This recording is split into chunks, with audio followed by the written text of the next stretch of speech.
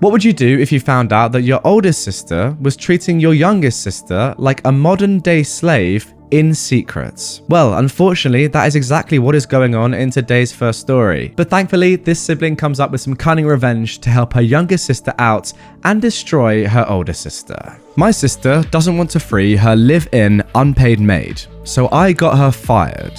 Obligatory backstory. Many of you have probably heard of families with strong hierarchy structure, normally with the eldest in the family having the most influence. Now, my family is one of those, except that my parents are drug addict deadbeats, so my eldest sister, who is 31, who will be the entitled mother of this story and will be referenced as such, raised all 5 of us. She is the boss of the family. She says jump, everyone says how high. The focal point of the story is my youngest sister, who I'll call little sister. She's 20 years old. Most of us have a handful or at least a couple of memories with our mother before she lost her mind, except for little sister. For her, our oldest sister is the only mum she ever had. And our oldest sister knows how to take advantage of that. All of us noped out of our parents' house as soon as we turned 18. Except for our older sister, who waited until little sister and our brother were raised and in their mid-teens to move across the country, and soon found jobs and accommodations for all of us to move to the same state as her. Little sister begged for years to move in with her, but entitled mother, again, that is the 31-year-old older sister, always denied, saying that somebody had to take care of our father, and because she and her new husband needed privacy and space.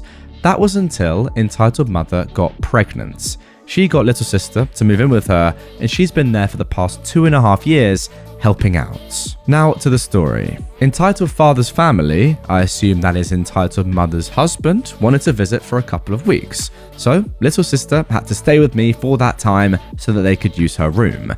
It's worth noting that entitled mother didn't ask or let me know about it, she just dropped our little sister off. One day, she saw me studying for my master's degree and said something about how she always wanted to go to college, and this is how it went. So, why don't you? I said. Oh, well, I talked to entitled mother about it, but she said not everyone is the college type, and that I wouldn't have time to work, study, and take care of niece at the same time, and it's expensive.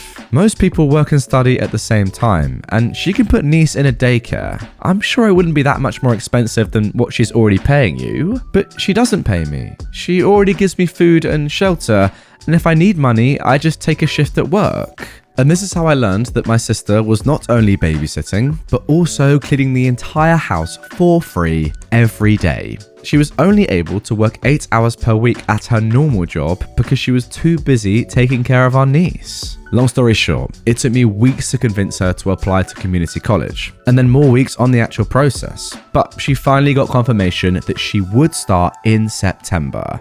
All of that was behind entitled mother's back. She was planning on telling everyone the next time we all got together, which would be Independence Day. But before that could happen, entitled mother got everyone together at her house to announce that she was pregnant. Little sister starts crying at this point because now she wouldn't be allowed to go to college.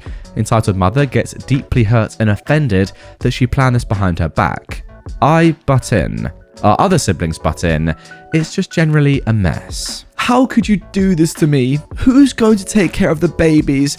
I can't believe you'd be so selfish. If you like OP so much, go and stay with her. These were all some of the things that she said. She kicked me and little sister out, who stayed with me until they made the peace. Both of our siblings reached out, one to say that I should have minded my own business, and the other to tell me she was on my side, but wouldn't say anything. After that, little sister moved back with her and didn't go to college, but they agreed she'd get paid $6 an hour and would be allowed to take more shifts at her normal job until the baby is born, and then go to real college after the child turns 1 year old. Look, I know it's messed up, but all of them, especially little sister, worship entitled mother like a god. I waited a year to act on my revenge, making sure my sister had saved enough money to live on her own. So here we go, the revenge. First, what I did was research the legality of paying a homeless person in food and shelter. In the US, and depending on the state, it's legal as long as you do not cross the line and the person becomes an employee. For example, you can give the person a list of tasks you want done. However, You cannot say that it has to be done in a certain amount of time. You also cannot request someone to be somewhere at a certain time. You can ask, but not demand on the time. It comes down to a choice of words. Also, you have to comply with rental laws. If your local laws say that you must give 30 days notice to a tenant, then you must give 30 days notice to this person as well.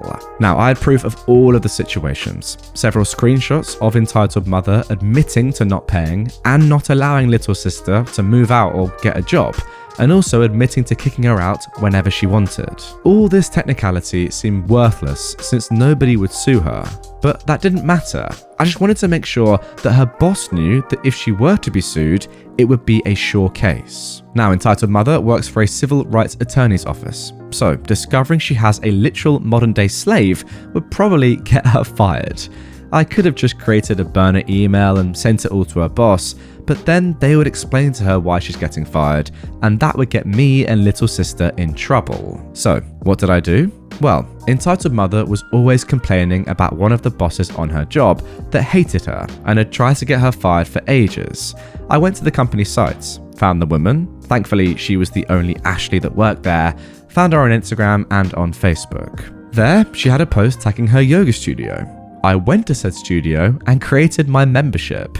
It took a few weeks of trial and error trying to find exactly what class Ashley belonged to, but I finally found her. Then I went to yoga class every Tuesday and Friday at 8 AM for months, slowly building a friendship with Ashley. Around 3 months in, she asked to follow me on Instagram, and I was already prepared for this scenario, having deleted the few pictures I had with entitled mother. After 9 months, when our friendship was a strong baby, I brought up the crazy coincidence that I found out she worked with entitled mother, my older sister. Before things could get awkward, I said, "It's ironic that she works for civil rights, considering, everything." That got Ashley's attention, and I told her everything. I showed her every screenshot. I could practically see her eyes shining. They had their own history that's not important to the story. All you need to know is, entitled mother is a female dog, and Ashley actually wants revenge as much as I do. I told her about little sister's situation, and why entitled mother couldn't ever know about this. This is why being friends with Ashley was so important. If I just sent her the proof and explained the situation, they probably would have just ignored it, since this was a very legitimate reason to fire her, and they wouldn't risk firing her for a minor mistake and maybe getting sued. I sent her the files with her promise that entitled mother wouldn't hear about this, but she needed them to convince the other owner, who was the reason why she wasn't fired yet. 2 months later, entitled mother was fired for minor mistakes, lateness, and general bad productivity. A small victory, sure, but I loved coming to visit her during the 4 months she was unemployed.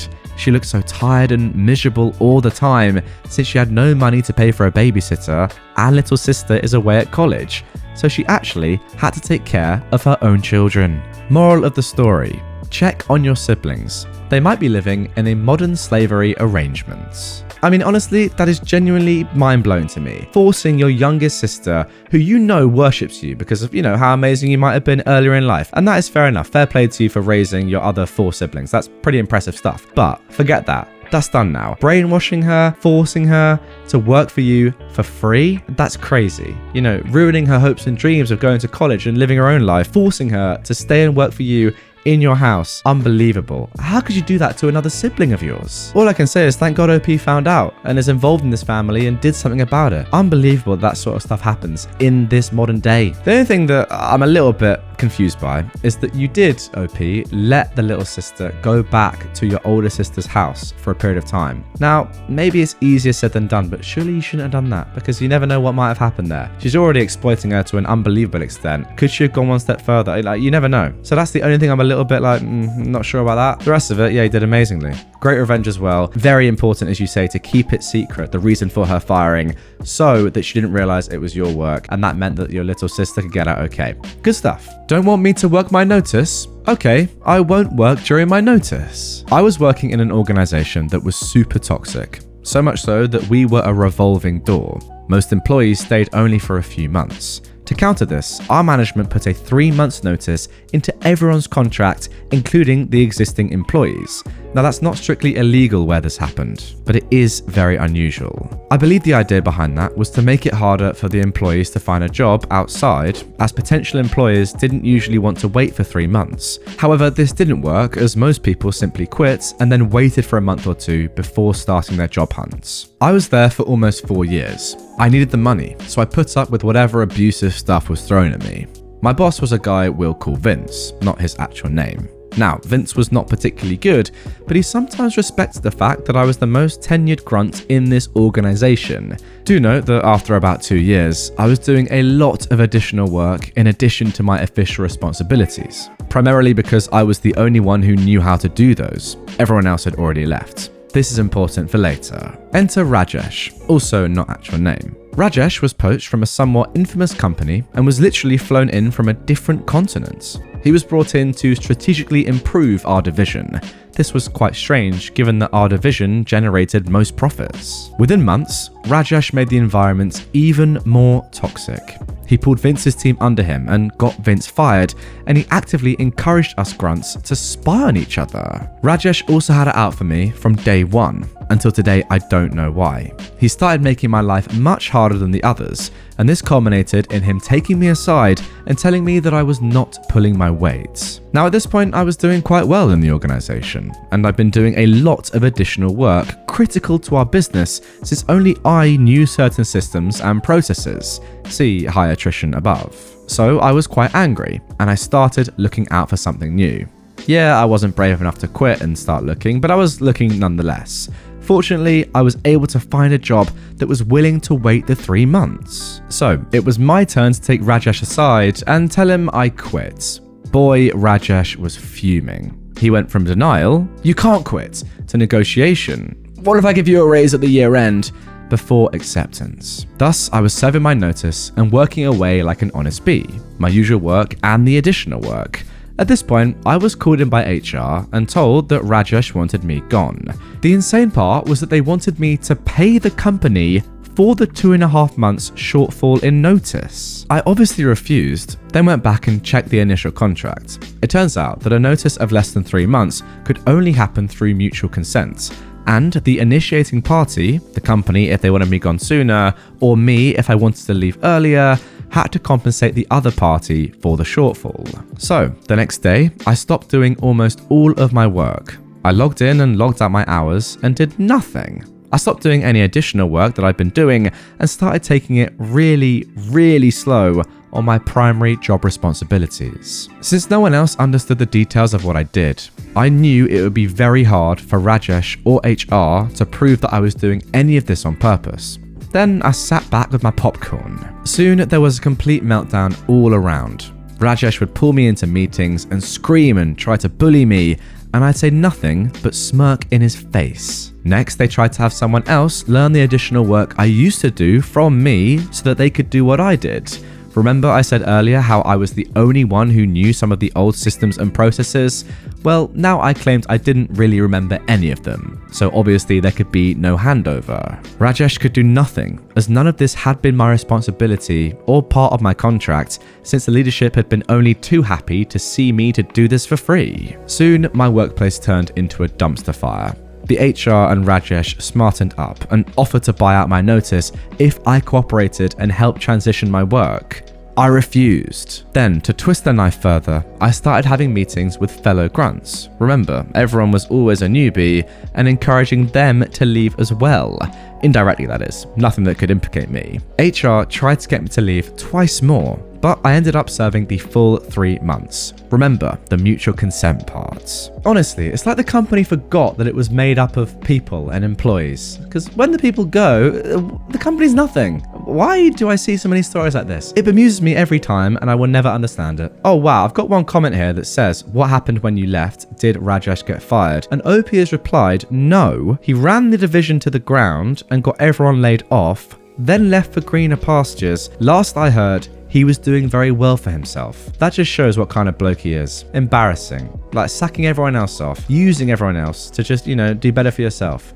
Shambles of a bloke. Disgusting. Good on you for not just looking after yourself, by the way, but also telling brand new employees that this is not a good place to work at. You need to be quitting because, you know, yeah, it's all well and good you doing well out of this, but what about the future employees of this horrific company? They would have been screwed without your advice. So yeah, selfless. I love it. Good stuff.